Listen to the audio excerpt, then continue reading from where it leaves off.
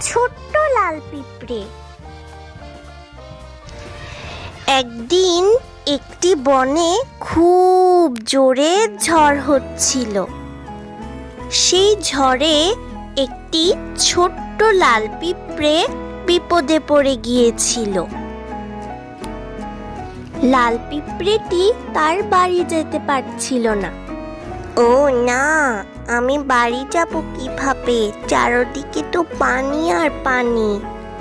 এখন সেই পানিতে নামলে তো আমি ডুবে যাব। তখনই একটি ঢেউ এসে লাল পিঁপড়েকে তার বাড়ির সামনে নিয়ে যায়।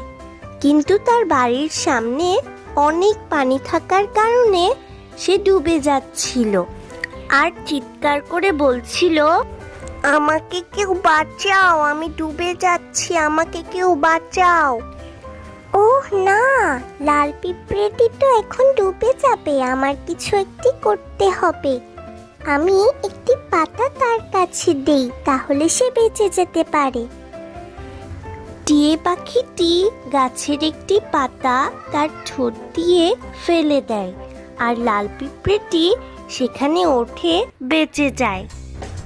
তোমাকে অনেক ধন্যবাদ টিয়ে পাখি, তোমার এই উপকার আমি কখনো ভুলবো না। এটা তো আমার কর্তব্য ছিল। একদিন টিয়ে পাখিকে খাওয়ার জন্য একটি চিল তার আশেপাশে ঘুরোঘুরি করছিল। তখনই পিঁপড়ে সেটি দেখে ফেলল আর আমার তাকে বাঁচাতে হবে। আমার কি করতে হবে? আর পিঁপড়েটি ঈগল পাখিকে কামড় মারে আর ঈগল পাখি, তোমাকে অনেক ধন্যবাদ, তুমি আমায় বাঁচিয়েছিলে, আমিও তোমায় বাঁচিয়েছি।